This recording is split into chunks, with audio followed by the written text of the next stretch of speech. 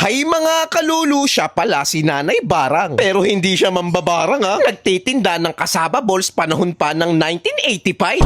Matagal na.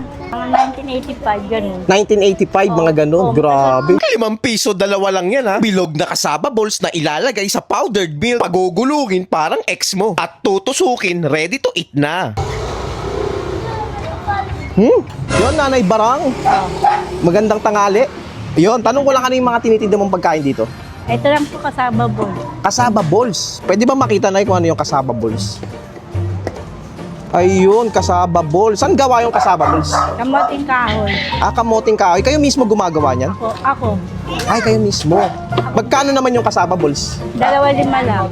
5 piso. Oo. Sige, Nay, gawa niyo ako. Ayun, oh. Kasaba balls ni Nanay Barang. Ayun, nilagay niya dun sa... Ano yung kulay puting yan, Nay? Buttermilk. Buttermilk. Para powder siya, no? Po. Yan, kasaba balls. 5 piso lang yung kasaba ball. Tapos, ayan, hinalo-halo ni Nanay Barang. Yan.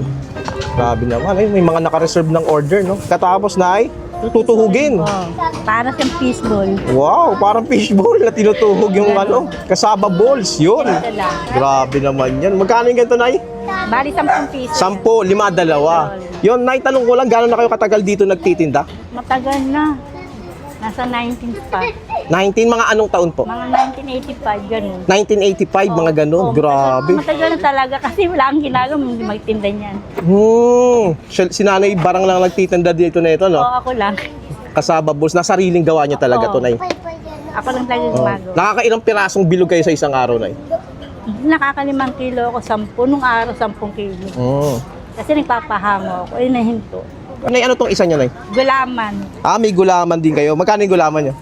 5 piso lang. 5 piso lang din. Grabe. Sige, Nay, pakuha nga isa. Yun, meron din si Nanay na gulaman, 5 piso lang. Ayun, no? Ayun, nagyan ng kutsara. Ayun, tinapon. Ayun, may katas. Parang taho, may ano, May ano, Gamos. may tubig-tubig kasi. Ayan, lalagyan din siya ng ano, ng powder, milk powder. Tapos may ganito siya. Tapos, Ay, ano ilalagay niya, Nay? condense. Condense, yun, may condense pa. Grabe naman yan, oh. Yun.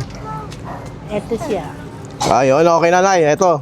5 piso lang din yung ano ni Nanay, gulaman. Eh, grabe, oh, grabe, napakamura, 10 piso, meron ka lang, may panula ka na. Ano lang yan, kasama lang pang naga. Ayun mga kalulu, ito pala yung tinitinda ni Nanay Barang dito. 5 pisong gelatin, tapos 5 pisong kasaba balls.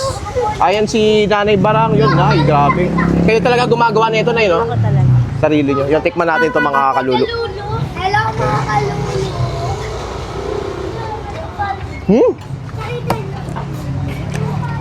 Ang sarap niya. Magulat ako sa lasa, oh. Kahit siyang gatas na yung kanin niya is manamis-namis. Ganun. Ang sarap niya. 5 piso lang, tapos meron siyang gelatin na may gatas at condense. Ayun, oh. Grabe. Ang sarap din. Meron ka ng ganitong klaseng merienda, 5 piso lang. Siyempre, dito lang yan kay Nanay Barang. Yun, Nay. Saan yung exact location niya, Nay? Dito sa ano, Cadena Demo. Yun. 136. 136 Roa Street. Yun. Lalagay ko na lang yung full address sa baba para kung gusto niyo puntahan si Nanay Barang sa 136, no? 136 Roa Street, Tondo, Manila, na siguradong mapapalulu ka sa sarap.